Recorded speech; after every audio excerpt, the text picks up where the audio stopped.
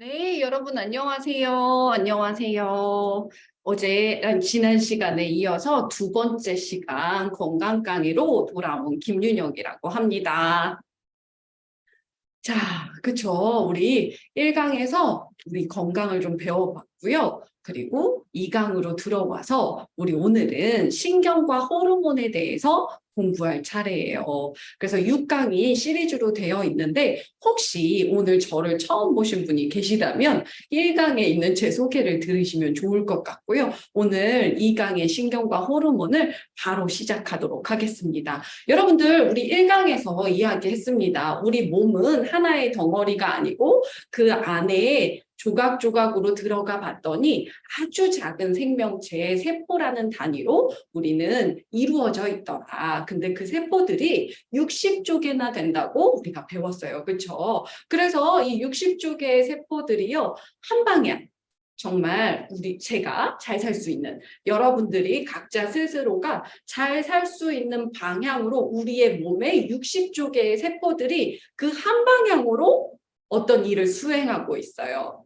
그게 세포들이 60조개가 되는 그 세포들을요. 누군가가 연합해서 명령해서 각자의 할 일을 줬기 때문에 한 방향으로 갈 수 있는 거거든요.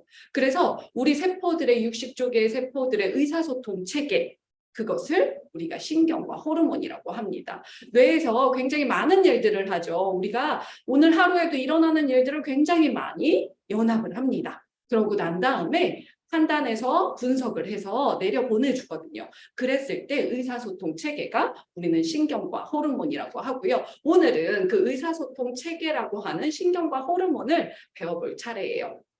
신경과 호르몬은요, 비슷한 듯 약간은 다른 점이 있는데 신경은 좀 빠르다. 호르몬에 비해서 조금 빠르게 전달된다는 장점이 있는 반면에 호르몬에 비해서는 다양성이 조금 부족해요.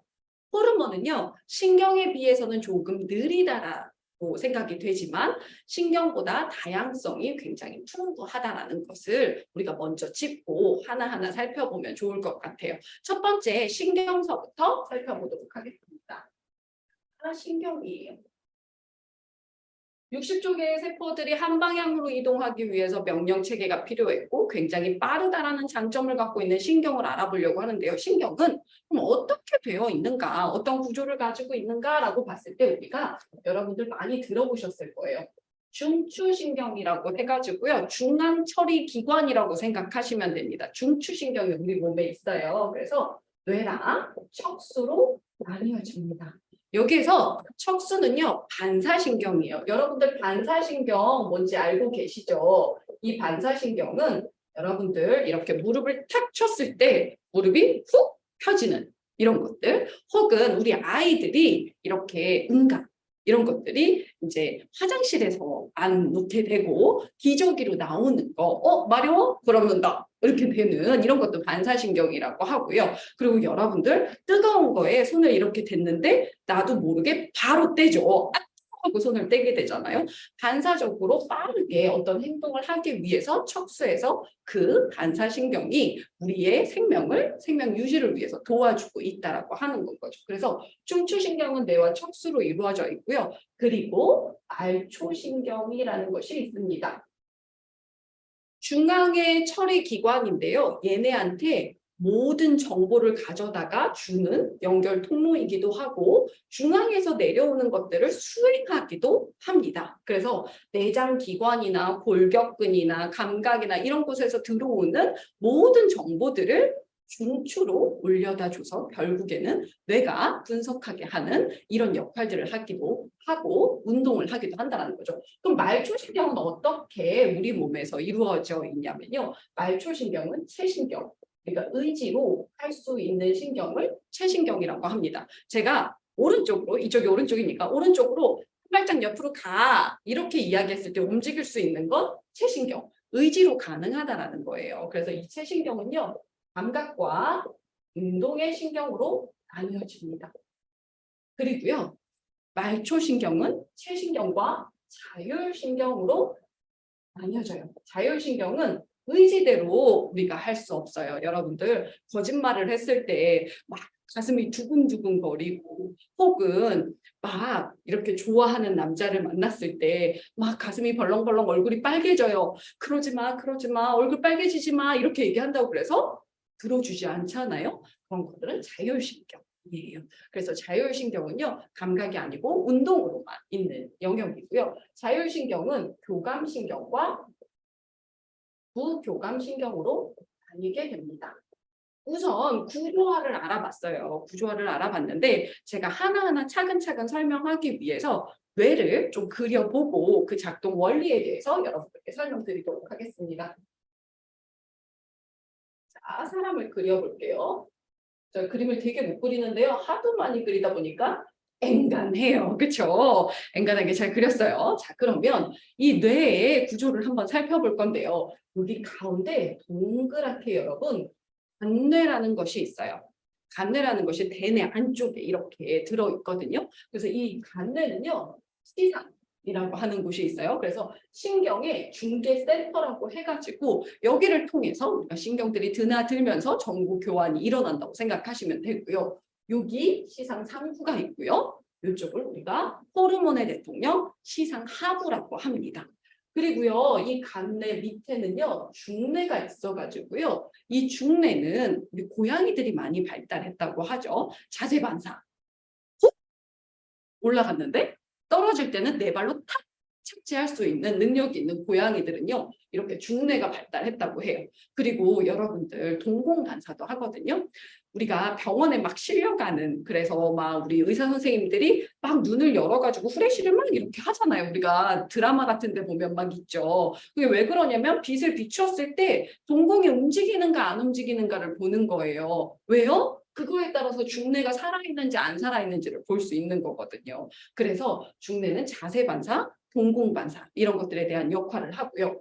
뇌교라는 것이 있고 연수가 있습니다.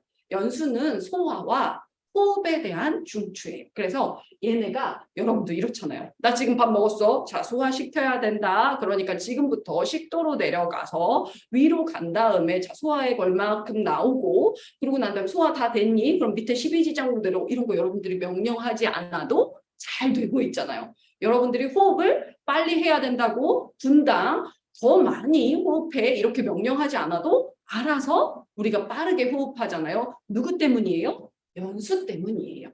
그래서 연수가 그 역할을 담당해주고 있고 여기는 간뇌라고 했고 이 부분을 뇌간이라고 합니다. 생명의 뇌라고 하고 있고요. 이 부분이 기능을 상실했을 때 우리는 뇌사 판정을 받게 돼요. 우리가 호흡도 내 맘대로 할 수 없고 먹는 것도 소화도 내 맘대로 할 수 없는 상태 우리가 뇌사 상태라고 합니다. 그래서 밑으로 몸 쪽으로 31쌍 얼굴 쪽으로 12쌍 해가지고요. 이렇게 신경 다발을 가지고 있습니다. 그리고 이쪽으로 보시면요. 소뇌가 있어요.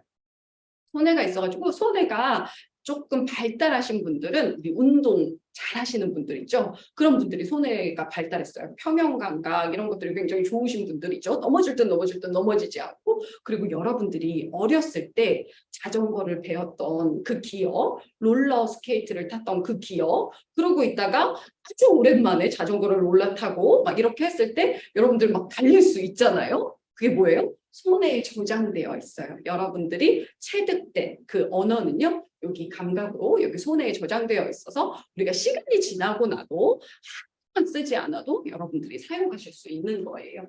그리고 여러분들 여기 대뇌가 이렇게 있습니다. 우리가 굉장히 좋아하는 뇌이기도 하죠. 그래서 뇌는 이렇게 세 개의 영역으로 되어 있어요.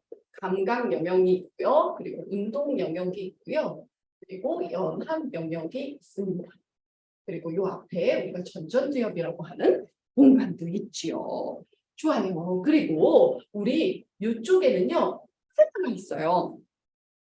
해마가 있어가지고요. 여러분 해마는 어떤 역할을 하는 거냐면 우리가 지금 계속 비디오로 찍고 있지 않아요? 눈을 뜨고 있으면 여러분들 지금 비디오로 계속 찍고 있는 거예요. 그것이 다 어디로 가요? 해마에 계속 맺혀요. 그래서 우리가 계속 봤던 것들이 우선 남죠. 그러고 난 다음에 우리가 자는 동안 이건 중요한 거야. 장기 기억 장치로 넘어가고 중요하지 않아. 그럼 삭제되고 이런 기능들을 하고요. 장기 기억으로 들어가 있는 것들을 불러오는 기능도 해마가 합니다. 그래서 여러분 알코올을 드시고 난 다음에 조금 과음을 하시고 난 다음에 나는 필름이 끊겼어. 이렇게 이야기하시는 분들 있죠. 알코올이 해마가 작동하는 것을 조금 방해했기 때문에 지금 그 순간 일어났던 그 알코올이 방해했던 그 순간의 기억이 남아있지 않은 거예요. 그러니까 과음은 좋지 않겠죠. 알츠하이머 병을 뭐라고 그래요? 해마가 쪼그라든 병이라고 이야기하죠. 그것들이 다 왜 그래요? 기억을 불러들일 수 있는 장치이기 때문에 그래요. 저장을 하기 위해 거쳐가는 장치이기도 하고 불러들이는 장치이기 때문에 그렇습니다. 그리고 시사나무 밑에는요. 이렇게 뇌하수체가 있고요. 그리고 감정을 이렇게 내보낼 감정을 나타낼 수 있는 편도체가 있고요. 그리고 여기 기저핵이라고 있습니다.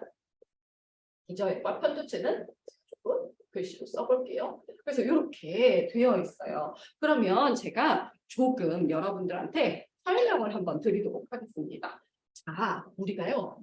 감각으로 지금 저기에서 하얀 공이 날라와요. 어떤 걸로 봤어요? 시각으로 봤죠. 감각은요 굉장히 많은 것들이 있어요. 시각, 후각, 미각, 촉각, 그리고 청각 이렇게 해가지고 굉장히 많은 감각들이 있죠. 여러 가지 정보들이 있는데요. 시각으로 저기서 하얀 공이 날라오는 거예요. 그래서 우리가 하얀 공이 날라오네 이거를 춘추한테 보내줬어요. 뇌한테 보내줬어요. 그럼 여기서 한번 볼까요? 눈으로 봤어요. 눈으로 하얀 공이 날라오는 걸 봤어요. 그럼 그 정보가요. 감각 영역에 가요. 가가지고 하얀 공이 날라오네 하죠. 여기 해마에 나타나요. 하얀 공이 나타나요. 그러면 해마는요. 연합 영역에 가가지고 기억을 불러와요. 저 하얀 공은 뭐야? 이렇게 이야기를 하죠. 불러와요. 불러왔을 때 저 하얀 공은 아주 작고 이렇게 주먹만한데 단단하고 한 거 보니까 예전에 내가 맞았을 때 멍이 시뻘게 들었던 야구공이야. 저 공을 맞으면 큰일 날 것 같아. 피해야 할 것 같아. 그래서 오른쪽으로 30도 기울여. 이렇게 명령을 하게 되는 거예요. 그랬을 때 우리가 운동을 해서 내려오게 되는 거죠. 어때요? 감각 정보가 들어가서 연합 영역에서 그것들을 분석을 해서 운동의 명령을 내렸을 때 우리가 다시 운동으로 공을 피하는 오른쪽으로 30도 기울이는 이 행위를 하게 된다는 거예요. 뇌 시스템이 정말 대단하지 않아요, 여러분? 공을 보고 우리가 피했을 때 굉장히 우리 진짜 찰나에 피하게 되잖아요. 근데 뇌는 이렇게 여러 가지 단계를 거쳐서 분석까지 다 맞춰서 오른쪽으로 30도 기울여라고 이야기를 했다는 거예요. 여러분 너무 대단하지 않아요? 뇌가 너무 대단하지 안 그래요? 그런 거죠? 여러분 좋아요. 그래서 이렇게 신경이라는 것이 굉장히 우리가 예측하기 어려울 정도로 빠르게 우리의 몸을 지켜주기 위해서 이렇게 열심히 고군분투하고 있다는 거예요. 그렇기 때문에 굉장히 소중하다. 그리고 여러분 보시면 우선 피했어요. 오른쪽으로 30도를 피했어요. 근데 딱 피하고 나서 봤더니 저 친구가 나한테 일부러 공을 맞추려고 던진 거예요. 그럼 여러분들 어때요? 어떤 감정이 드세요? 화가 막 나죠? 화가 머리 끝까지 나게 돼요. 일부러 그랬어? 이런 생각이 들면서 화가 나게 됩니다. 피하고 났는데 우리 편도체에서 있잖아요. 어떤 감정이 드냐면 화가 머리 끝까지 올라오게 된다는 거예요. 그렇죠? 이렇게 화가 난 것도 전달이라는 걸 해야 되잖아요. 그럼 화가 났다는 감정을 가지고 기저핵에서는요. 신경 전달 물질을 만들어 가지고 우리가 화가 난 그 상태 노르아드레날린이라고 하는 것을 분비해서 우리가 그것들을 수행하게 한다는 거죠. 그러면 여러분 이렇게 편도체에서 감정이 일어났어요. 그랬을 때 우리가 여러분 이렇게 볼 수 있어요. 교감신경은요. 우리가 화가 났을 때 스트레스 받았을 때 우리가 항진되는 올라가는 이 신경이고요. 부교감신경은 내가 좀 평온하고 학습하고 행복하고 그랬을 때 항진되는 신경이에요. 둘이 반대작용을 하고 서로 기항작용, 시소처럼 왔다 갔다 하면서 이것들이 우리의 몸에서 리듬을 맞춰주고 있거든요. 그래서 이렇게 교감신경이 자극됐을 때 우리가 스트레스를 받았을 때 우리 몸에서는요 나타나는 반응이 있어요. 그게 뭐냐면 동공이 확장됩니다. 났어요 지금. 내가 저 친구가 일부러 던졌어요. 그래서 내가 저 친구를 잡으러 가야 되겠어요. 그러면 굉장히 크게 보고 우리 많이 보고 싶겠죠. 그래서 동공이 확장되고요. 그리고 심박동이 올라갑니다. 그렇죠? 우리 잡으러 가야 되는데 심장이 천천히 뛰면 안 되겠죠? 심박동이 올라가고요. 혈관이 수축합니다. 여러분들 있잖아요. 지금 여름이라서 날이 더우니까 몸이 축축 늘어지는 느낌이죠. 왜 그러냐면 혈관이 이완돼서 그렇거든요. 근데 혈관이 수축되면 굉장히 센 에너지를 낼 수 있기 때문에 우리가 교감신경이 항진되면 편도체에서 일어나는 감정들을 굉장히 좋지 않은 감정 혹은 내가 무언가 되게 잘 해내야 되는 감정, 스트레스 상황일 때는 이런 반응이 일어난다는 거예요. 그리고 또 샘분비가 줄어듭니다. 어떤 에너지는 절약을 하고 어떤 에너지를 많이 내야 되기 때문에 우리가 지금 안구를 촉촉하게 하고요. 위에서 소화액이 나오고요. 이런 것들을 할 시간이 없어요. 그래서 샘분비를 줄어들게 하고요. 방광을 이완하게 합니다. 그렇죠? 우리 스트레스 받아서 무언가 저 친구한테 잡으러 가야 돼요. 막 이런 상황에서 우리가 소변이 마려우면 안 되잖아요. 그래서 방광이 이완됩니다. 이런 반응들이 나타나게 돼요. 그리고 반대로 부교감신경, 평온했을 때는요. 반대작용이 일어나게 되죠. 동공은요. 축소되고요. 심박동은요. 조금 떨어지고요. 혈관은 조금 이완되고요. 샘분비는 높아지고요. 방광은 수축합니다. 그래서 여러분 이렇게 스트레스를 받았을 때 혹은 친구를 잡으러 가야 될 때 편도체에서 이런 감정이라는 것이 일어났을 때 기저핵에서 신경 전달 물질이 나와요. 그 감정에 맞는 신경 전달 물질이 나온다는 거죠. 그래서 그랬을 때 어떤 신경 전달 물질이 나오냐면요. 우리 이렇게 써볼게요. 파란색으로 노르아드레날린이라는 것이 나옵니다. 노르아드레날린이 나와가지고요. 막 뛰어서 그 친구한테 가게 돼요. 신경 전달 물질이 나와서 나를 그렇게 움직이게 했어요. 가가지고요. 친구를 어떻게 해야 되겠어요, 여러분? 두드려 팬다. 맞아요? 너무 두드려 패면 안 되겠죠. 그렇죠? 그럼 나도 잘못한 거잖아요. 그렇죠? 근데 노르아드레날린이 너무 과도하게 나오면 우리가 내가 나중에 후회할 일을 하게 된다라는 거예요. 그렇기 때문에 우리 기저액에서는요. 또 만들어내는 물질이 있어요. 가바라는 물질이 있어요. 너무 화가 났지만 그 친구한테 갔을 때 따끔하게 한마디 하고 나는 더 이상 폭행하지 않고 올 수 있는 건 가바라는 물질이 나와서 그만해.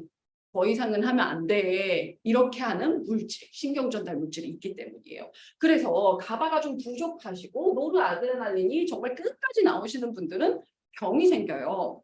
어떤 병이에요? 뇌전증. 예전에는 간질이라고 했죠. 간질이라고 했는데 약간 조금 명칭이 그렇다, 조금 불편하다 해서 뇌전증이라고 합니다. 약간 거품 물고 쓰러진다. 너무 열받으면 거품 물고 쓰러진다. 그러면 가바라는 물질이 기저액에서 잘 나오지 않았을 때 그렇게 되게 된다는 거예요. 그리고요, 부교감 신경에서는 요거에 반대되는 신경이기 때문에 노르아드레날린에 반대되는 작용인 아세틸콜린이 나옵니다. 지금 친구를 잡으러 가는 상황과는 완전 반대로요. 지금 여러분들한테 나오고 있는 물질이에요. 아세틸콜린. 저한테는요. 교감신경이 항진돼서 노르아드레날린이 나오고 있고요. 왜냐하면 저는 굉장히 잘해야 된다. 강의 잘해야 된다. 이런 긴장감을 가지고 하고 있기 때문에 교감신경인 거고요. 여러분들은 학습이라는 걸 하고 계시기 때문에 아세틸콜린이라는 게 나옵니다. 아세틸콜린이 나왔을 때는요. 학습이 굉장히 잘 되고 명상할 수 있고요. 우리가 기억력이 굉장히 좋아질 수 있습니다. 그런데 우리가 교감신경이 항진되어 있고 부교감신경이 항진되는 상태를 잘 못 가져가시는 분들 뭐냐면 만성적인 스트레스를 가져가시는 분들은 아세틸콜린이 당연히 잘 안 나오겠죠. 잘 안 나온다라는 건 내가 학습하지 않고 기억하지 않고 명상하지 않고 평온한 상태가 되지 않는다라는 거겠죠. 그랬을 때 일어날 수 있는 질병은요. 치매입니다. 그래서 아세틸콜린이 부족했을 때 치매가 온다라고 이야기를 하죠. 그래서 스트레스를 좀 덜 받아야 된다라고 이야기를 하기도 하고요. 콜린제를 드시는 분이 있기도 하고요. 또 부교감 신경일 때 여러분 아세틸콜린 말고 우리 세로토닌이라고 하는 물질도 나옵니다. 우리 이 기저액에서는요 50여 종의 물질이 나온다고 신경전달 물질이 나온다고 지금까지 밝혀져 있는데 5가지만 볼 거거든요. 지금 4가지 봤고 마지막으로 하나 더 볼 건데 세로토닌 더 보고 갈게요. 세로토닌은요 어떤 물질이냐면요 세로토닌이 나왔을 때 행복하다 이렇게 느껴지실 수 있어요. 그래서 행복 호르몬이라고 별명이 있기도 합니다. 그래서 꽃을 보거나 산책하거나 여러분들이 이렇게 했을 때 행복감을 느낀다. 그것은 여러분들이 행복해서가 아니고 세로토닌이라는 물질이 나왔기 때문에 그런 것들이 일어난 거예요. 감정에서 발생한 그 자극이 기저액에서 세로토닌을 만들게 해서 우리가 굉장히 행복감을 느끼게 된다는 거죠. 그래서 이 세로토닌이 부족한 상황 이렇게 됐을 때는 어떨까요? 우울증, 그렇죠? 그리고 불면증 일어날 수 있습니다. 그래서 우리가 생활을 어떻게 하느냐에 따라서 굉장히 먹는 것 다음으로도 우리 신경과 호르몬에서 굉장히 많은 영향력이 있죠. 사실은 먹는 것보다 더 중요한 건 이 신경에 대한 것을 잘 아는 것이 더 중요하다는 생각을 해요. 그래서 여러분, 우리 교감신경이 항진되었을 때 우리가 일어날 수 있는 것들을 잘 보면은요. 교감신경이 항진된 상태로 지속해서 우리가 시간을 보내요. 스트레스 상황을 계속해서 가져가요. 얘네들이 리듬을 타고 이렇게 왔다 갔다를 잘 해줘야 되는데 그것들이 잘 안 되고 교감신경이 계속 항진된 상태로 가요. 그러면 우리가 혈관 수축하고 심박동이 증가하는 이 상황이 지속되겠죠. 그러다 보니까 어때요? 고혈압이 올 수 있고요. 생분비가 떨어진 상태로 계속 가다 보니까 어때요? 우리 소화가 굉장히 안 되는 만성 소화불량이 일어날 수 있죠. 그리고 방광이 이완된 상태로 지속하다 보니 우리가 방광 안에 소변에 독소가 있잖아요. 배출해야 될 독소들이 조금 오래 담겨 있어서 여기에서 방광염이 일어날 수 있다는 거죠. 그래서 여러분 방광염, 만성소화불량, 고혈압 이런 것들로 병원에 가셨을 때 병원에서 뭐라고 이야기해요? 스트레스가 원인입니다 라고 이야기하는 것들 많이 들어보셨을 거예요. 맞죠? 교감신경이 항진된 상태로 우리가 부교감신경의 항진의 상황을 만들어내지 않으면 이런 상황이 지속적으로 발생하기 때문에 내가 이런 질환을 겪을 수 있다. 그래서 여러분들 정말로 우리 앞에서 바라본 60조 개의 세포에게 필요한 영양소 공급만큼 중요한 것이 이쪽 부분이다라는 거 여러분들께 말씀드리고 싶고요. 그리고 여기에서 마지막으로 우리 신경전달 물질 기저액에서 나오는 거 5가지 본다고 했잖아요. 마지막으로 도파민을 보고 싶어요. 사실은 교감신경이 항진된다는 건 그렇게 나쁜 일만은 아니에요. 스트레스가 일어난다는 거는요. 우리 몸에서 반드시 일어나야 돼요. 여러분들 아침에 깰 때도요. 스트레스 호르몬이 나와야 아침에 눈을 뜰 수가 있어요. 반짝하고 눈을 뜰 수가 있고요. 여러분들 제가 이렇게 강의 준비하기 위해서 막 공부할 때 어떤 호르몬 나오냐면요. 정말 마지막에는 교감신경이 항진된 상태로 이런 스트레스를 받으면 머릿속에 쏙쏙 저장되는 막 이런 것들이 일어나거든요. 그래서 우리가 교감신경이 항진된다는 건요. 화가 났을 때뿐만이 아니고 우리가 무언가를 해내야 되고 일을 해야 되고 막 이랬을 때도 교감신경이 항진되거든요. 우리 교감신경이 항진되었을 때 도파민이라는 것이 기저액에서 나올 수 있어요. 감정이라는 게 내가 무언가를 되게 잘해야 되겠다 할 때 또 도파민이라는 것이 나올 수가 있죠. 근데 이 도파민은 특징이 있어요. 잘 못 쓰면 폐가 망신하고요. 잘 쓰면 성공할 수 있대요, 여러분. 제가 이 도파민을 보면서 요즘 깨달음이 좀 있어요. 아, 정말이다. 아, 우리가 뇌를 진짜 공부해야 되는 이유이구나 라는 생각을 하게 되거든요. 왜냐면요, 여러분. 감각으로 우리가 시각이든 후각이든 청각이든 우리가 듣는 것들 막 남의 뒷담화 막 이런 것들로 들어오는 것들로 감각으로 우리가 감정이라는 걸 만들어서 기저핵에서 명령하는 물질이 나오게 되잖아요. 근데 여러분 이 도파민이 여기에서 기저핵에서 나올 때 내가 진짜로 난 도박이 너무 좋아. 나는 경마가 너무 좋아. 이렇게 해가지고 나오게 되잖아요. 그러면 이 도파민은 반복을 하게 하는 힘이 있어요. 그러다 보니까 그것을 반복하게 해서 그것들이 결국에 내가 약간은 조금 못 살게 되는 그런 형태가 될 수도 있고요. 나라는 사람이요. 여기 전전두엽에다가요. 꿈, 목표, 계획 이런 것들을 넣어놓잖아요. 그러니까 이런 거 있죠. 5년 뒤에 난 이렇게 살 거야. 10년 뒤에 난 이렇게 살 거야. 이런 것들을 생각하시는 분들 있죠. 이렇게 생각하시는 분들은요. 감각적인 정보가 어떤 것이 들어온다 하더라도 이 전전두엽의 힘으로 우리가 좋은 신경 전달 물질을 만들어낼 수 있다는 거예요. 그걸 제가 보여드릴게요. 보세요. 우리가요. 아메이를 하게 되면 저 같은 경우에 아메이 초창기에 이런 느낌이었어요. 아메이 하는 게 왜 이렇게 힘들지? 사람들이 나를 다 거절하잖아. 내가 하는 것마다 반대하잖아. 아메이 이거 좀 너무 어려운 거 아니야? 그래서 어떤 물질이 나오냐면요. 노르아드레날린이 나오는 거죠. 그랬더니 아메이가 너무 힘들어요. 너무 힘든데 저희 스폰서님이 말씀하셨어요. 윤영 씨 다이아몬드를 그려. 윤영 씨는 다이아몬드가 될 수 있어 라고 이야기를 하셨어요. 시간이 많이 지나면서 제가 여기에다가요. 다이아몬드를 꿈꾸기 시작을 했어요.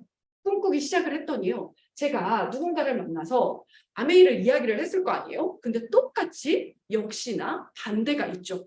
반대가 있다는 건 감각으로 그 사람의 눈빛, 그 사람의 말 이런 것들로 제가 감정이 상하게 된다는 거예요. 편도체에서. 감정이 상하니까 노르아드레날린이 나와야 되는데요. 이 전전두엽이 나한테 이야기하는 거예요. 괜찮아. 너는 5년 뒤에 다이아몬드 될 거잖아. 너는 정말 멋지게 살 수 있잖아. 너 믿잖아. 이렇게 계속 이야기하는 거죠. 그리고 5년 뒤를 그릴 수가 있는 거예요. 그러다 보니까 노르아드레날린이 아니고 더 잘해야지. 더 잘해야지 하는 도파민, 신경 전달 물질 중에서 반복을 하게 하는 중독의 물질인 도파민이 저는 도박에서 나온 게 아니고 아메에서 나오게 된 거죠. 그러다 보니까 어때요? 지속적으로 계속하게 했어요. 계속하는데 힘들었을까요? 노르아드레날린으로 하면 힘들거든요. 근데 도파민으로 하니까 힘들지 않았어요, 여러분. 도박을 계속 하시는 분들이 힘들어요? 재밌잖아요. 그렇죠? 도파민이 그런 물질이에요. 반복을 하는데 굉장히 재밌게 하는 물질이거든요. 그래서 저는 이 전전두엽에다가 꿈을 넣고 나면서 굉장히 다르게 되었는데 결국엔 여러분 무슨 이야기 하고 싶은 거냐면 감각으로 들어오는 정보는 사실 제가 컨트롤할 수 없죠. 감정은 누구나 일어납니다. 불편한 감정이 안 일어난다라는 게 아니에요. 근데 있잖아요. 우린 성인이니까 생각으로 전전두엽에 있는 생각으로 신경 전달 물질을 바꿔낼 수 있다. 노르아드레날린이 아니고 도파민으로 바꿔낼 수 있다. 그렇기 때문에 우리가 뇌를 조금 더 공부해야 되는 이유인 것 같아요. 여러분들도요. 긍정의 말 그리고 여러분들 막 이렇게 100번 쓰세요. 뭐 꿈을 이렇게 적어 놓으세요 하는 여러 가지 자기 개발서들 있죠. 다 똑같은 맥락입니다. 여러분들의 그 생각으로 신경 전달 물질을 좋은 신경 전달 물질을 만들어내게 한다면 여러분은 시간이 쌓이면 분명히 성공할 거라는 거죠. 이렇게 뇌는요. 아주 신비하게 작동하면서 우리한테 건강도 그리고 정신적인 행복도 가져다 주고 있어요. 그럼 이 뇌가 건강하려면 여러분 어떻게 해야 될까요? 첫 번째로 뇌세포를 한번 살펴볼게요.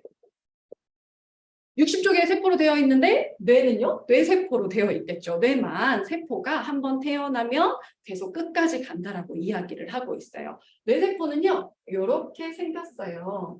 이렇게 생겨가지고요. 우리가 정보 전달에 굉장히 능하게 되어 있습니다. 한 방향으로 정보를 전달하게 되어 있고요. 우리가 태어났을 때는 이렇게 축삭과 아니 수상과 축삭으로 해가지고 이렇게 생겨 있다가요. 우리가 자극을 받으면 이렇게 돌기가 생겨나가지고 여러분 이렇게 됩니다.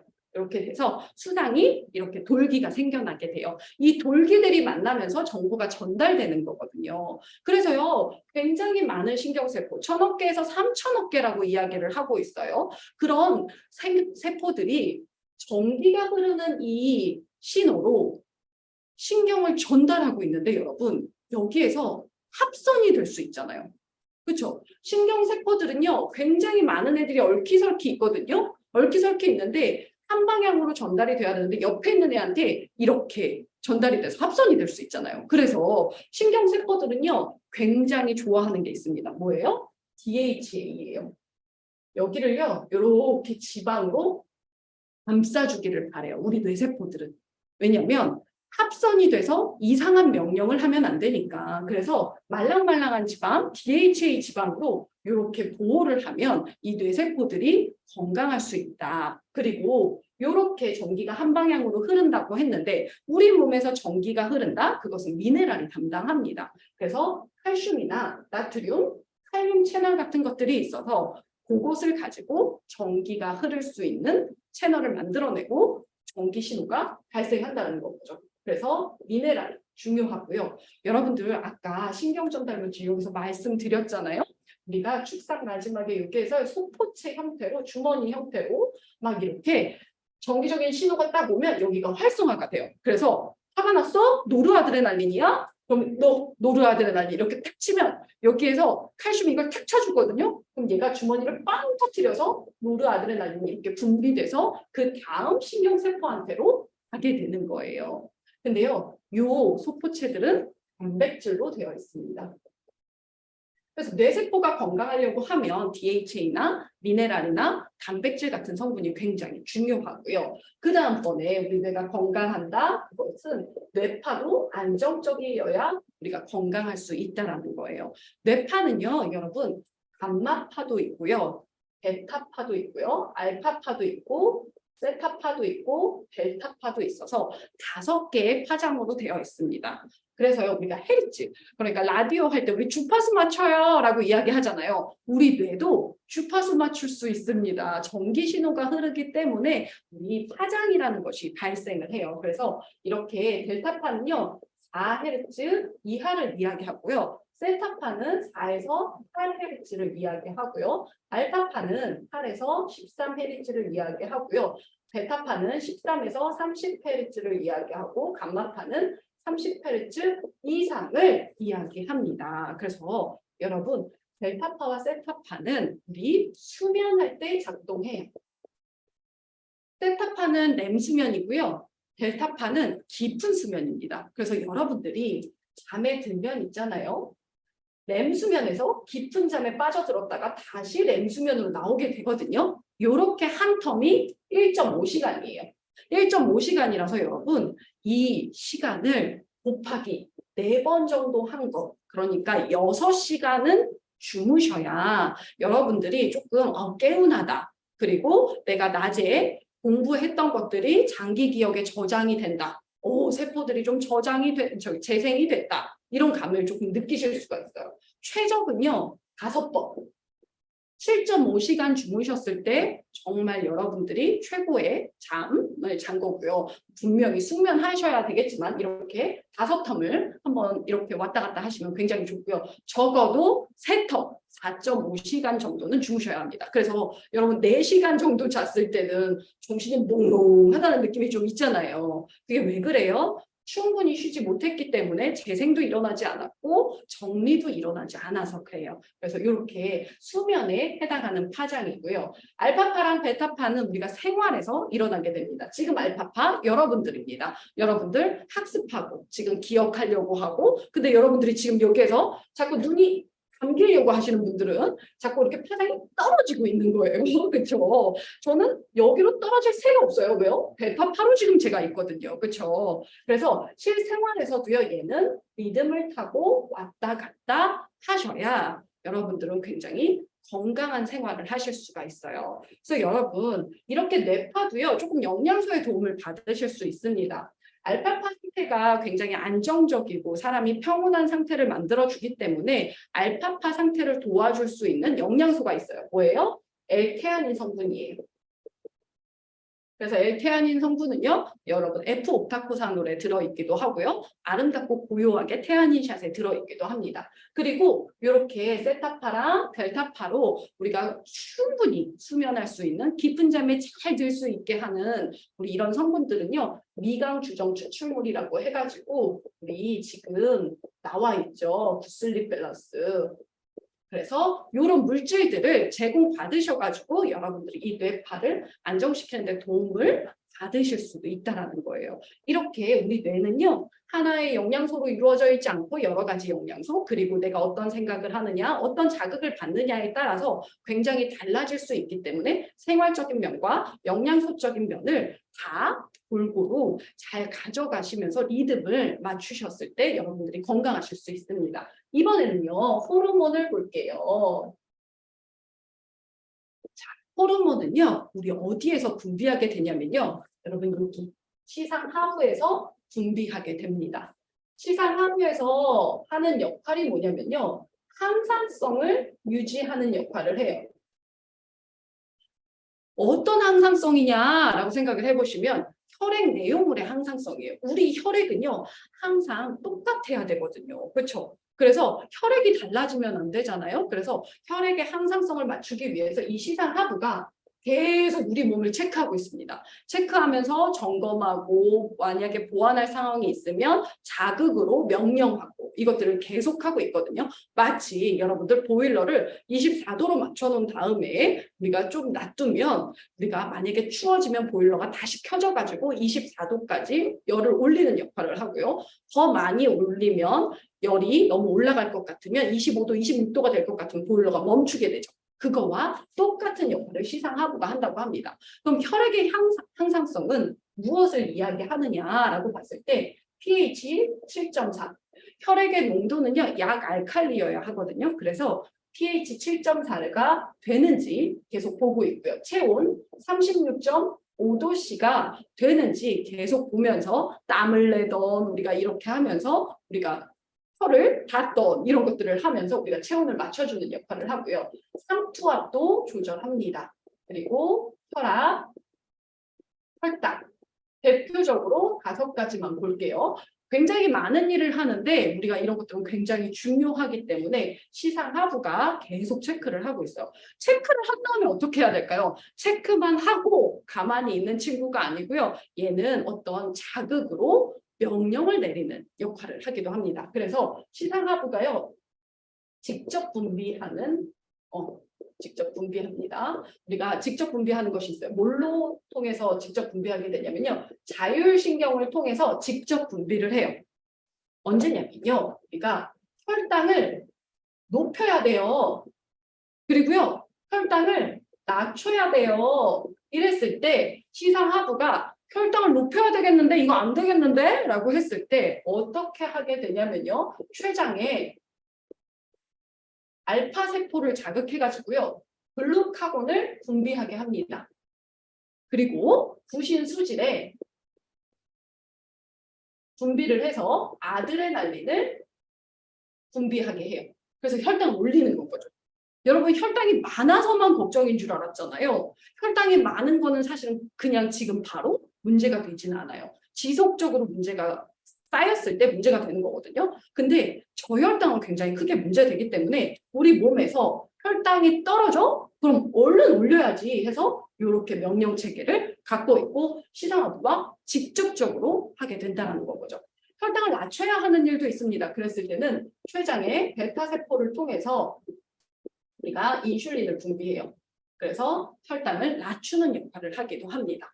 자, 그리고 시상하부가 연락을 합니다. 하부 기관으로요. 어디냐면요. 여기 제가 아까 그렸던 뇌하수체. 뇌하수체한테요. 자극을 하게 돼요. 내분비 기관의 사령관이라고 생각하시면 됩니다.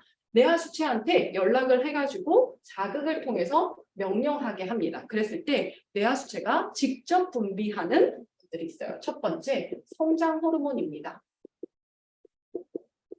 성장 호르몬은요, 우리 아이들 성장하게 하는 데만 쓰이는 것이 아니고요. 여러분들도 지금 성장 호르몬이 나오고 있습니다. 단 20살이 지나면서 조금씩 떨어지면서 우리가 성장 호르몬이 나오고 있어요. 이 성장 호르몬이 나오면 뭐가 좋아요? 여러분들이 좋아하는 동안이 될 수 있어요. 재생이라는 게 일어날 수 있게 도와주는 호르몬이기 때문에 우리 아이들은 기성장을 하지만 우리는요 지방 분해도 해주고요 재생이라는 것도 해줍니다. 그래서 여러분들 동안 주사라고 하면서 어르신들이 맞고 오는 거 있잖아요. 그게 이 성분입니다. 세포를 재생하게 해요. 분열하게 합니다. 그렇기 때문에 우리가 그것들을 외부에서 주사로 맞으시면 분열을 과도하게 하게 하면 우리가 암이 될 수 있잖아요. 그런 것들 조심하셔야 되고 몸에서 나왔을 때는 굉장히 좋은 호르몬입니다. 근데 이 호르몬은 언제 나오냐면요.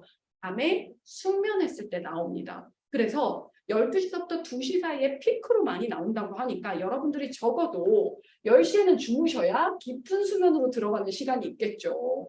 그래서 적어도 11시에라도 주무셔서 여러분들이 성장 호르몬이 나오는 그 환경을 만들어 주시면 좋을 것 같고요. 두 번째, 항이뇨 호르몬도 직접 분비합니다. 항이뇨 호르몬이 잘 나오는 우리 친구들은요. 저희 딸은요. 12시간, 13시간 잡니다. 화장실 안 가고. 근데 저는 12시간까지 잠을 자지도 못하지만 중간에 화장실에 가고 싶습니다. 이렇게 항이뇨 호르몬이 잘 나오는 사람들은요. 중간에 소변 보러 가지 않는다는 거죠. 근데 여러분들의 이렇게 과도한 카페인 섭취가 이 항이뇨 호르몬을 부르기도 해요. 그리고 세 번째랑 네 번째는 조금 더 설명하고 생식기에서 설명하고 말씀드리도록 하겠습니다. 자, 뇌하수체가 호르몬, 그러니까 내분비 기관의 사령부라고 했어요. 시상하부가 자극을 했을 때 뇌하수체도요 자극을 통해서 또 명령할 수 있습니다. 누구에게요? 내분비 기관에게요. 여기도 자극을 하죠. 자극을 해서 내분비 기관에게 명령을 하게 되는데 그 내분비 기관 첫 번째 보겠습니다. 갑상선. 갑상선은요, 여러분 열이랑 에너지를 내는 기관이에요. 제가 지금 엄청 많이 일을 하고 있겠죠. 열이랑 에너지를 내는 기관인데요. 이렇게 시상하부가 체크를 해서 저 사람 지금 강의하는데 말 되게 많이 해. 그래서 저 사람한테 열도 필요하고 에너지도 필요하겠어. 자극을 해요. 뇌하수체한테. 그랬을 때 뇌하수체가 다시 갑상선을 자극을 해서요. 열을 더 내, 에너지를 더 내라고 자극을 하잖아요. 그럼 갑상선이 T3와 T4라고 하는 갑상선 호르몬을 만들어서 공급이라는 걸 해주게 됩니다. 그랬을 때 우리 몸에서 열도 나고 에너지도 나기 때문에 그 역할을 수행할 수가 있다는 건 거죠. 근데요, 갑상선에 문제가 생긴 사람들이 요즘 꽤 많이 있죠. 어떤 문제들이 일어나면요, 항진증에 대한 문제가 있습니다. 갑상선이 굉장히 항진되었다라고 이야기하는 거거든요. 갑상선이 호르몬을 너무 많이 만들어. 왜 그러는 거야? 이렇게 돼요. 그래서 갑상선 항진증이 되잖아요. 그러면 누군가가 자극을 많이 준 거잖아요. 그렇죠? 뇌하수체에서 갑상선한테 자극을 계속했을 거 아니에요. 그러다 보니까 얘가 많이 만들어낸 거잖아요. 누군가의 명령이 있었기 때문에 만들어낸 거잖아요. 그래서 자극이 계속 있다 보니까 항진증이 되면 우리가 갑상선이 비대해지고요. 결절이 일어나기도 하고 암이 되기도 합니다. 이렇게 과도한 자극은 우리 내분비 기관을 굉장히 힘들게 해요. 그래서 비대나 결절이나 암 같은 이런 질병이 와요. 그러면 항진증이 되면 어떤 증상이 있냐면요. 여러분 숨을 쉬는데 옆에서 앉아 있는데 100m 달리기 하는 것 같아요. 숨도 이렇게 강아지처럼 쉬어요. 왜냐면 굉장히 심장이 빨리 뛰기 때문에 그렇습니다. 열이랑 에너지를 많이 내다 보니까 우리가 굉장히 많은 에너지를 쓰고 소모하고 막 이렇게 하다 보니 살은 빠지고요. 눈은 튀어나오고요. 그렇죠? 그리고 막 더워요. 막 체온이 막 점점 올라갑니다. 그게 항진증의 증상이에요.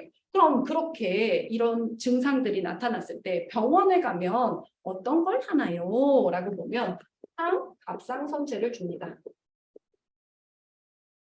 갑상선아, 너가 호르몬을 많이 만들어냈잖니. 그래서 갑상선아, 너 좀 가만히 있으렴 하는 항갑상선제 메티마조를 먹게 되고요. 방사성 요오드 치료를 하기도 합니다. 먹는 거예요. 요오드 성분인데요. 우리가 먹어서 얘를 이렇게 넣으면 요오드 성분이 갑상선에 달라붙게 되었을 때 옆에 있는 방사능 물질이 옆에 있는 갑상선 세포들을 조금 공격할 수 있는 상태를 만들어주기 위해서 그래서 방사성 요오드 치료하고요. 그리고 수술이라는 것도 있습니다. 제거를 하기도 하죠. 그래서 주변에 제거하신 분들 되게 많죠. 그러면 여러분 병원에서는 이런 치료를 하고 있는데 얘는 그럼 왜 생긴 걸까요? 라고 보자고요. 우리 병원에서 이런 치료를 하고 있어요. 근데 얘는 왜 생겼을까? 이게 더 궁금하지 않아요? 증상을 완화하는 것보다 지금 왜 생겼을까가 너무 궁금하다는 거죠. 첫 번째, 자가 면역 질환으로 볼 수 있습니다. 그레이브스 병이라고 하죠. 그래서 자가면역 질환으로 우리 세포가 갑상선을 공격을 해서 그 갑상선이 비대해지거나 결절이 생기거나 이런 증상들이 생기기도 하고요. 두 번째, 우리가요, 뇌하수체 종양으로 일어나기도 합니다. 그래서 이 뇌하수체가요, 괜히 자극하는 거예요. 시생하부가 자극하지도 않았는데 뇌하수체가 괜히 자꾸 갑상선을 자극하다 보니까 이런 일이 발생할 수 있다는 거죠. 세 번째, 스트레스입니다. 스트레스를 만성적으로 계속 끊임없이 받다 보면요, 열과 에너지가 많이 필요하잖아요. 그러다 보니까 자극을 굉장히 많이 하게 되겠죠. 필요량이 많기 때문에 그렇게 하게 되겠죠. 네 번째, 영양소 부족입니다. 그러면 여러분, 이걸 한번 볼까요? 자가면역 질환, 갑상선이 문제 있었을까요? 아니잖아요. 뇌하수체 종양, 갑상선의 문제 아니죠. 스트레스, 갑상선이 문제 아니고요. 영양소 부족도 갑상선이 문제가 아니에요. 근데 여기에서 갑상선아 너 너무 많이 만들어내지 마. 항갑상선제. 요오드 이렇게 치료하셔가지고 주변의 갑상선 세포들을 조금 공격하는 이런 것들, 수술, 이것이 근본적으로 해결되기가 조금 어렵다라는 건 거죠. 그러면 어떤 것들을 해야 되냐? 스트레스를 완화하는 역할을 하셔야 됩니다. 지금 보시면 이렇게 부교감 신경이 항진될 수 있는 환경을 여러분들이 만들어내시는 게 굉장히 중요합니다. 지금처럼 학습하시는 거, 성인이 되어서 공부 뭐로 해요? 이렇게 이야기하시는 분들이 있는데 공부하시는 그 상황이 여러분들의 부교감 신경을 항진하게 합니다. 책 읽고 그런 것들이요. 그래서 스트레스를 완화하는 데 여러분들 노력하셔야 되고요. 영양소 부족은요, 우리가 많이 만들어내라는 자극이 있었을 때 많이 만들어내면 되잖아요. 그럼 갑상선 호르몬은 T3와 T4라고 했어요. 갑상선의 호르몬은 무엇으로 만들어지냐면요. 원료는 무엇으로 만들어지냐면요. 티록신이라고 하는 단백질입니다. 자, 우리 몸에서 호르몬이 나와요. 그러면 호르몬은 그냥 나오는 게 아니고요. 어떤 물질을 가지고 만들어내는 거거든요. 어떤 영양소를 가지고 만들어내는 거예요. 그래서 티록신이라고 하는 단백질에다가요. 우리 여기 3, 4 이렇게 되어 있죠. 요오드가 3개 붙었냐, 4개 붙었냐 이거거든요. 그래서 요오드 필요합니다. 그리고 이렇게 3개 붙었냐, 4개 붙었냐를 결합하는 이 형태가 여러분들 아연이 필요해요. 여러분들 우리 첫 번째 시간에 배웠죠. 성장, 생장, 이것에 도움이 된다라고 하는 아연. 그 성분이 있었을 때 결합을 해서 T3와 T4를 만들어냅니다. 근데 여러분 T3가 T4보다 성능이 10배나 좋아요. 그렇기 때문에 내가 만약에 호르몬이 많이 필요하잖아요. 그러면 얘가 얼른 싹 전환을 해가지고 T3로 바꿔주면은요. 우리가 많이 만들어내지 못해도 그것을 가지고 굉장히 충분히 잘 활용할 수 있거든요. 근데 전환을 할 때 셀레늄이라고 하는 성분이 필요합니다. 그래서 셀레늄이 부족했을 땐 전환이 잘 안 일어날 수 있죠. 우리 몸에서 어떤 특정 영양소 하나가 몸을 건강하게 하는 게 아니고요. 지금처럼 굉장히 다양한 영양소들이 내 몸을 보완하고 만들어내고 하는 것들을 하고 있다는 거예요. 저하는 반대예요. 그래서 열이랑 에너지가 좀 덜 나기 때문에 무기력하고 뚱뚱해지고 우리 이렇게 약간 계속 추워하고 이런 것들을 이야기를 하고 있어요. 그래서 갑상선에 문제가 생겼을 때 이렇게 되어 있는데 이렇게 영양소로 보완하는 방법, 스트레스를 낮추는 방법이 있더라. 그리고 여러분 갑상선은요 또 하나 역할을 해요. 뭐냐면 두 번째 칼슘 조절을 합니다. 부갑상선과 함께 칼슘 조절을 해요. 갑상선은 이렇게 목에 나비 모양으로 되어 있는데요. 부갑상선은 이렇게 되어 있는 부분을 우리가 부갑상선이라고 해요. 그래서 칼슘 조절을 어떻게 하냐면요. 혈액 내에서 칼슘이 좀 부족해요. 그러면 칼슘을 공급해야 되잖아요. 그랬을 때 부갑상선이 파라토르몬, 뼈에서 칼슘을 갖고 오는 거예요. 파라토르몬이라는 호르몬을 분비하게 해서 뼈에서 칼슘을 부셔다가 혈액에 공급하게 합니다. 그래서 파라토르몬이라고 하는 호르몬이 지속적으로 나오게 되면 골다공증의 원인이 될 수 있겠죠. 그리고요, 혈액 내에 혈액에 여기 이렇게 혈액에 칼슘이 많이 있어요. 많이 있으면 이 칼슘을 좀 뼈에다 갖다 넣어줘 이렇게 하는 것은 갑상선에서 나오는 분비되는 칼시토닌 호르몬이 그것을 가지고 뼈에다 갖다 주는 역할을 하게 됩니다. 이렇게 우리 몸은 정교하게 많으면 갖다 주고 없으면 가져오고 하는 것들을 호르몬으로 명령해서 혈액의 항상성을 맞추고 있다는 거죠. 자, 그럼 내분비 기관에서 갑상선 봤고요. 두 번째로 우리 부신 피질을 보도록 하겠습니다. 부신 피질은요, 심장에 이렇게 꽃갈 모양으로 되어 있어요. 그래가지고 여기 피질은요, 호르몬을 굉장히 잘 만들어내는 기관이고요. 굉장히 중요한 기관입니다. 그래서 이 부신 피질이 이렇게 조금 작아가지고 사람들이 잘 모르시는 분들도 있는데 이제 호르몬을 이야기하다 보면 여러분들 아실 거예요. 첫 번째, 코르티졸.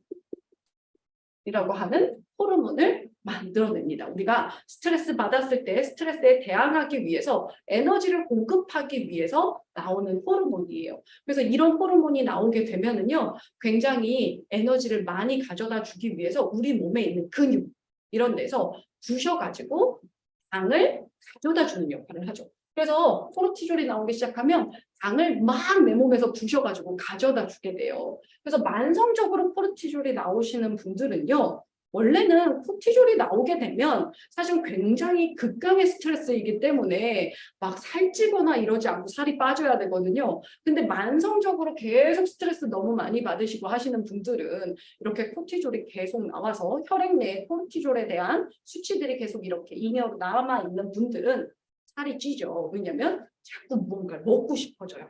계속 양푼이 비빔밥을 먹고 싶고 막 이런 것들을 하고 싶거든요. 그래서 코르티졸이 나왔을 때 우리 몸은 굉장한 스트레스에 대항하기 위해서 에너지를 공급하기 위한 수단으로 코르티졸이 나오게 됩니다.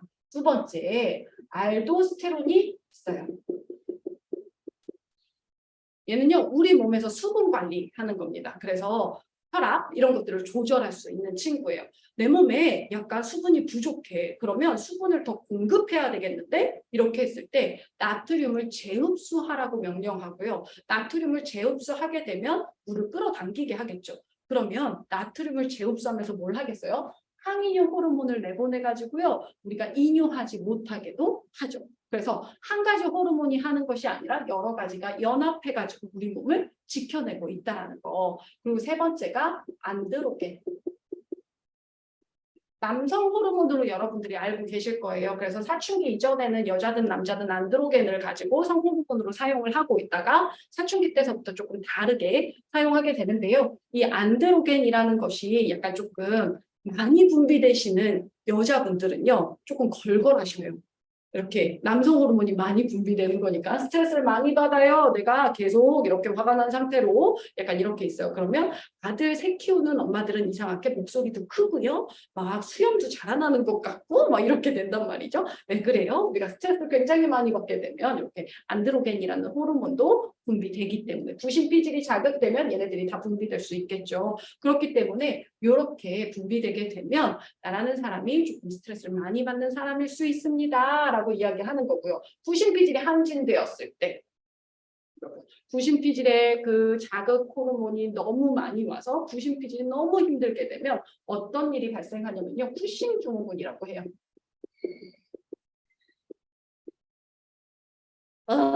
쿠싱 증후군은요. 다리랑 팔이 가는데 여기가 과도하게 몸이 살이 찌는 거예요. 배도 찌고 목 뒤도 찌고요. 목 뒤에 살 있고 배에 살 있고 막 이렇게 하면 목 뒤 만지시는 분들이 있는데 아닙니다. 여기에 계신 분들 없어요. 그래서 쿠싱 증후군인 분들이 있어요. 그랬을 때는 이분들은요. 여러 가지 이유지만 코르티졸이라는 것이 굉장히 많이 분비되는 상황들을 계속 만드신 경우 그리고 스테로이드제를 장복하신 경우에도 이런 일이 발생합니다. 그래서 이렇게 호르몬이 그렇게 나오다 보니까 우리가 당을 부셔다가 공급을 계속했잖아요. 그 잉여된 당이 지방의 형태로 전환이 되어서 이렇게 복부에 쌓이게 되는 거죠. 그래서 이렇게 쿠싱 증후군의 형태가 된다. 그러니까 스트레스 많이 받지 말아야 되겠죠. 우리는 이런데 지방 쌓이는 거 싫어하니까요. 그렇죠? 그래서 스트레스 받았을 때 조금 대항하기 위해서 나오는 대표적인 호르몬이고요. 이것을 스테로이드제를 드셨을 때 뒤에 보시면 부신피질 계열 호르몬이라고 되어 있어요. 그렇죠? 그게 스테로이드제가 이렇게 똑같이 우리 몸에서 코르티졸이랑 비슷한 역할을 하기 때문입니다. 그래서 이렇게 보시면 되고요. 세 번째, 생식기 보겠습니다. 자, 마지막이에요, 여러분. 생식기는요, 남자분 거 말고 여자분 거 보도록 할게요. 여자는요, 이렇게 난소가 두 개가 있고요. 이렇게 나팔관 모양으로 해가지고 자궁이 이렇게 있습니다. 그리고 난소에 이렇게 난자가 200개씩 이렇게 들어있어요. 그랬을 때 우리 시상하부는요, 체크를 계속합니다. 체크를 이렇게 해서 이 친구가 이제는 아기를 낳아도 되겠네 라는 것을 판단을 하게 되면 호르몬을 내보냅니다. 그러면 여기서 너무 궁금하지 않을까요? 어떻게 시상하부는 알까? 이 친구가 아기를 낳을 수 있는 상황인지. 어떤 걸로 판단하게 되냐면요. 몸속의 지방량을 가지고 판단합니다. 지방이 조금 많이 분포가 되어 있으면 아기를 이렇게 가졌을 때 조금 그 지방으로 인해서 아기를 보호할 수 있겠구나라는 지방의 분포에 따라서 성숙했다 안 했다를 이야기하고요. 수면의 양에 따라서도 우리가 이렇게 신앙학과 체크합니다. 오래 자지 않고 조금 수면이 줄어들어야, 그쵸? 12시간 이렇게 자는 신생아 12시간 아니죠? 거의 대부분 자죠. 근데 그 시간들이 계속 줄어들잖아요. 줄어들면서 이 친구가 먹여 살릴 수 있어야 하니까 수면의 양도 봅니다. 그래서 그걸 보고 시상학부가 이 친구는 이제 생리를 해도 되겠네, 이세를 가져도 되겠네 라고 자극을 하게 되면 우리가 여포 자극 호르몬을 내보내서 난자를 딱 자극을 하게 됩니다. 여포 자극 호르몬이 나와서요, 난자를 이렇게 난자가 이렇게 있고 난포가 이렇게 쌓여져 있거든요. 하나하나 난포가 이렇게 쌓여져 있어요. 그러면 여포 자극 호르몬이 이렇게 딱 자극을 하게 되잖아요. 그러면 14일 동안 성숙을 합니다. 난자가 성숙하는 게 아니고 난포가 성숙을 합니다. 14일 동안 성숙을 했는데 이 친구 이제 난자가 나와도 되겠네 라는 생각이 들면요. 우리 시상하부에서 우리 얘기해가지고요. 뇌하수체에서 우리가 그게 나와요. 저 황체 형성 호르몬. 황체 형성 호르몬이 이렇게 자극을 하면은요. 난포에서 난자가 빠져나옵니다. 빠져나오면 어디로 가요? 요 밖으로? 안으로 들어가겠죠. 그럼 여기가 선모가 이렇게 있어가지고요. 우리 난자들은요, 꼬리가 있고 막 헤엄을 치진 않아요. 우리 정자들은 헤엄친다고 하죠. 이렇게 선모 활동으로 하나씩 하나씩 이동을 해가지고 여기에서 만약에 정자를 만났어요. 그럼 여러분, 정자가 만나가지고 수정이 되면 착상을 해야 되잖아요. 그렇죠? 착상을 하기 위해서 우리는 여기에 피로 자궁벽이 근육이에요. 그래서 아주 단단하게 근육이다 보니까 조금 착상이 잘 되게 하기 위해서 14일 동안 여기에다가요. 피를 가지고 내막에다가 이렇게 이불을 깔아줬어요. 착상을 잘하라고. 그래서 여기 이렇게 착상이 되잖아요. 그러면 이 착상된 아기를 굉장히 잘 보호하기 위해서 우리가 프로게스테론이 나와가지고 아기를 보호하다가요. 시상하고 봤더니 이 친구가 이제 다 컸어요. 나가도 되겠어요. 그랬을 때 옥시토신이라는 걸 분비합니다. 뇌하수체가요. 직접 분비해요. 옥시토신이라는 걸 분비해가지고요. 자궁벽을 굉장히 강하게 수축을 해요. 언제까지요? 애가 나올 때까지. 나올 때까지 계속 수축을 해서 아기를 나오게 합니다. 근데 우리가 이렇게 유도분만 이런 것들을 하다 보면 옥시토신을 호르몬 주사로 맞게 되는 거거든요. 근데 중간에 이런 말씀 하시는 분들 있죠. 중간에 주사가 끝났어요. 그래서 한 대 더 맞았어요. 이렇게 하시는 분들 있죠. 우리 몸에서 나오는 옥시토신은요. 아기가 나갈 때까지 끝까지 작동을 하게 돼요. 그래서 우리 신앙학부가 다 체크해가지고요. 여기에 아기가 나갈 때가 됐네 안 됐네까지 다 보고 알아서 보내주니까 내가 병원 가서 체크해가지고 막 유도분만 해야 되는 거 아니에요? 무서운 거 아니에요? 애가 머리가 너무 커가지고 더 키우면 안 되는 거 아니에요? 이런 거 안 하셔도 우리 몸에서 다 저절로 하고 있다. 그래서 옥시토신이 나오게 되잖아요. 그럼 여러분들은 모성애가 굉장히 충만해지게 되는 거죠. 그 모성애는 옥시토신이 분비된 사람에게 나오게 된다라는 거예요. 물론 키우면서 애정에 대해서도 조금 생기지만 낳은 사람한테 가장 많이 나오게 된다는 거죠. 그래서 아빠보다 엄마의 모성애가 굉장히 좋죠. 구성애보다. 그래서 이렇게 나왔어요. 그러면 우리 아이가 먹고 살아야 되잖아요. 먹고 살려고 했을 때 우리가 프로락틴이라고 하는 호르몬이 나와가지고요. 모유를 만들게 되는 거예요. 그래서 그 모유를 만든 걸로 아기를 키우게 된다는 거죠. 우리 몸은 이렇게 신비하게 굉장히 호르몬이 착착착착 차곡차곡 명령을 진행돼서 그 다음 스텝을 내가 명령하지 않아도 알아서 체크해서 명령해서 내려 보내준다라는 건 거죠. 근데 자궁에서 문제 생기시는 분들 있어요. 우리가 여기 다낭성 난소 증후군 있으신 분들 있죠. 그런 분들은요. 이렇게 여포자극 호르몬이 와가지고 이렇게 자극을 해서 코는 커졌는데요. 난자가 못 나오는 거예요. 나와야 생리를 하거든요. 근데 수정이 되지 않으면 요 피떡이 떨어지는 것을 우리는 생리라고 해요. 근데 이것이 안 되는 상황이 되는 거죠. 그래서 저는요 한 6개월, 1년 생리 안 해가지고요 병원 가가지고 주사 맞으면 생리해요. 이랬을 때 뭐예요? 호르몬을 주사하면 이제 나오게 되는 거죠. 명령 체계를 주사했을 때 나오게 되는 거죠. 그래서 이렇게 요 안에서 얘네들이 이렇게 쌓여가지고 다낭성 난소 증후군 이렇게 되는 거고요. 그리고 자궁 내막이 이상하게 번식하시는 분들도 있고 자궁 근종이 생기시는 분들도 있고 굉장히 여러 가지로 이렇게 생식기에서 문제가 생기잖아요. 근데 생식기는 이렇게 보시면 돼요.